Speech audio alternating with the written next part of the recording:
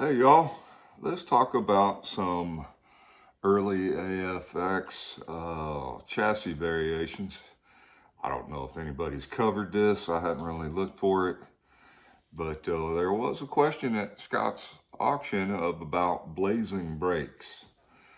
And there's also another AFX car known as Cat's Eyes that has tail lights, and I believe that has bulbs in front and rear, and you can modify a blazing brakes body with by soldering on two bulbs. But a blazing brakes, the light only comes on when you work the action controller, and in the blazing brakes it was I'll show the controllers next time. I'll have to dig some out, but they had speed shifter and blazing brakes, and both of those had a 4-prong connector, and when you work the action button you actually reverse the polarity on the track rails and the car would do whatever its action is.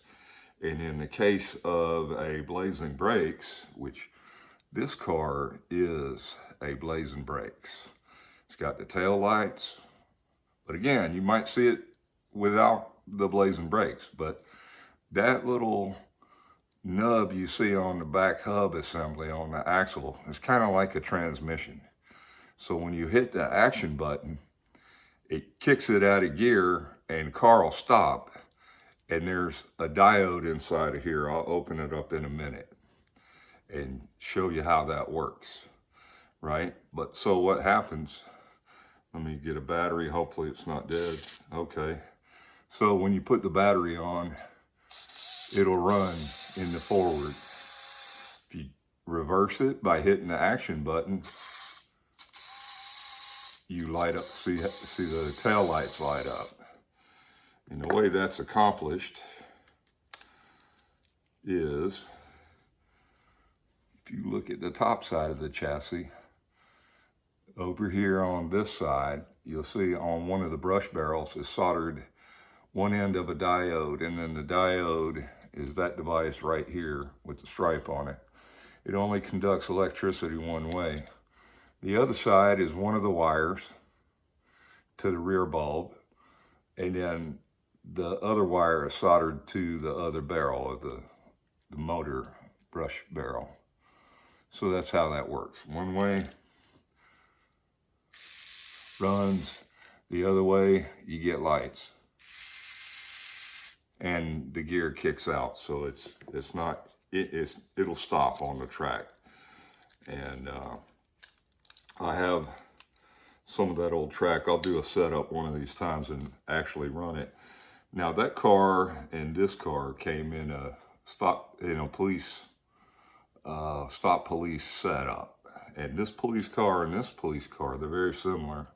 This one's older, it's got the clear bulb assemblies, but this one has a rear pin. You can see right there. This one's kind of bent over. So when you use that same controller and reverse the action, this police car will back up, and there was a little side road that it could hide behind a radar trap. And I have that accessory, I'll show it one time, but this is what happens on that. When you go, either way, it don't care. The bulb's still on, it'll just reverse.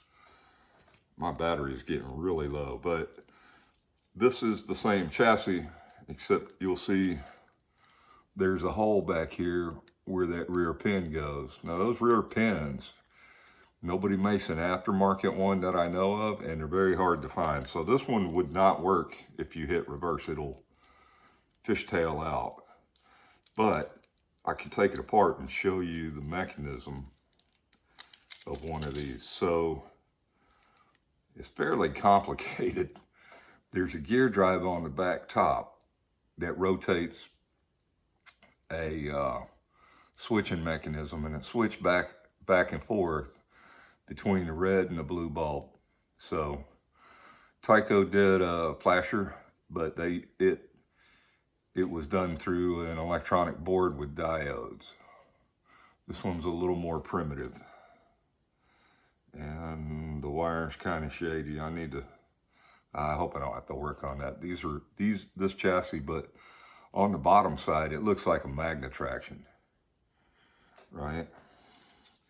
So that's how, and like I said, the early white ones with the clear bezels over the bulbs are the earliest ones, and the chassis is probably dated also. I hadn't really looked. It just says AFX. So that's the difference between those two police cars. And like I didn't mention it, but the blazing brakes, also you could tell by the nub in the back, right? But it has an inline motor, not a pancake motor. More like sort of like a G Plus chassis. It's kind of a hybrid. And then you have speed shifter, which looks like that same chassis, but if you look at the back, you don't have that nub that switches it out of gear. What that does is when you hit the action button, the motor reverses and it runs off the other crown. There's two crown gears in here. So when the motor spins one direction, it runs off of this crown gear, and then when it runs back to the other one, it runs off of that crown gear. Now, I haven't never checked to see if it changes the actual speed when you do that. But the other side effect of that is if you were running the car on a track with a standard controller, you could turn it around and it'll run the other direction. Because no matter which polarity hits the metal rails, the motor uses the appropriate crown gear to keep it moving forward. Like I said, I've never actually tested to see if it changes speed. It came with a controller that looks like it's got a gear shift on the top. They called it the Hurst shifter controller.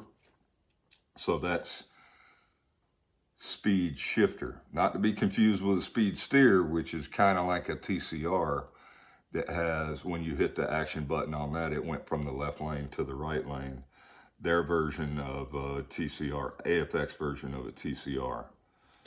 And then you have this animal where the wheels steer. You don't see a guide pin, but there are magnets in here that keep, it's called a magna steer. And this magna steer chassis, these magnets keep your pickup shoes to the track. I think they also call this chassis a screecher. And then here's a version of it where the wheels do not wiggle. No magnets, but it has a pin, right? So that front assembly is somehow fixed, or it's different altogether, but it is the same rear chassis. Here, I'll show you side by side. Again, it has an inline motor, very different than a G Plus or those speed shifters and the blazing brakes. So this one has just a magnet to keep it on the track. This one has a pin right there. It's hard to see. There, that's a good angle. So the pin is fixed to the front of that. But the body, it's like a specialty body almost. There's a screw. And so this is, I guess it's still called a magnet steer with a pin. But there's no magnets under those pickups. There are under these. And they look like brass pickups, not copper. These are copper. So that's one of the differences. The wheels are all very similar. None of them are the O-ring type that I've come across yet. I do have an O-ring type right here. And this is your standard magnet traction. And you can see it by the red and the white magnets on the bottom of the chassis. Right, this one, I'm pretty sure the bulb's burned out on that. Looks burned out. Yeah.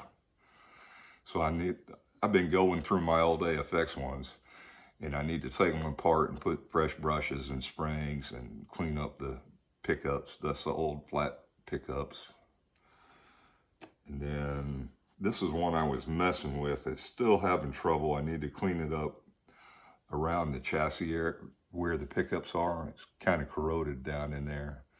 Need to get in there real good and clean it. But this is the wider wheels, not the, these are like the skinny O-ring style. I actually need to get some new rims. One of them's kind of burned up. Yeah, so this is well, this is also a flamethrower chassis, but the bulb is not there anymore. Must have burned out a ways back.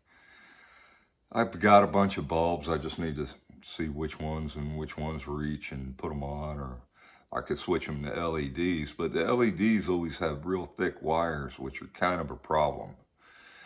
They're not very flexible. And I don't mind just the regular lights. And then this petty has, if you look at it from the top, it looks the same as a magnet traction. But if you look at the bottom, it's in fact non-magnet traction, which is a common term for it. I don't know if it came out before a magnet traction. If it did, why would they call it non-mag? They might have had a different terminology, but that's how it's referred to now. I'll be surprised if that one runs. Ooh, that one runs pretty good, but definitely needs some oil. It's very loud. And I think it's kind of a hybrid too, because if you look at where those pockets are for the brushes, you see that crimp, like a T-jet crimp. So I haven't taken this one apart. I've only got two of these chassis. I would suspect that it looks like a T-jet under there. The rest looks they're very close. They're all the same wheelbase, and it has the skinny O-ring style tires. Let's say Goodyear on the side. So that's it. What we got there? 5 or 6 different ones, and these are just early. These are like prior to G Plus, Super G Plus, SRTs, and then you had Tommy turbos, and then I don't know what there's a couple of different turbos. There's a Super 2, which I don't have any of those chassis, so I couldn't tell you about them. But these are all in the schedule for some maintenance. I need to clean them up and build a track. I think I'll put together that old Blazing Brakes track so I can demo it for you. And yeah, so that's the difference between non-mag, magnet traction, what we're going to call flamethrower is just a magnet. And all of the Auto World pit kits that I built, the extractions, they all have the tabs where, just like this, where you could solder a bulb on. How much fun it'll be, I don't know. I've only ever replaced them, and when there's already solder on there, it's not as bad. But when you've got bare metal, particularly that shiny silver stuff that they use, whatever metal that is, I mean, one of the major things I've noticed in building extraction pit kits is the interface on these pickup shoes. The back part is very rough, and it's easy to get one that don't want to function right. And the metal is cheaper metal that's been pressed out. So I don't know. I haven't looked for factory AFX ones for a while, but I need to go hunt down a bunch of replacement parts, because I don't have any spare AFX parts at all other than a broke chassis or two. And man, that clip just don't want to be right. Got the tires rubbing.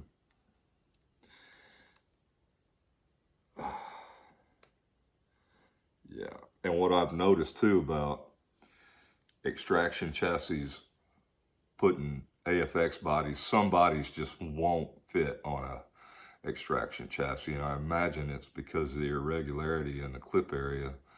I have had a couple that clipped on straight away without issue. And that's about it. All right, y'all. Enjoy your AFX variations. And now you know what to look for. If you're looking for a blazing brakes, that rear hub assembly is what you're looking for, right? But you won't ever see it work unless you have the right controller to be able to reverse the polarity, or you rig up some kind of switch. But you can set them up as cat's eyes where they both light up. No diode. All right, take it easy, y'all.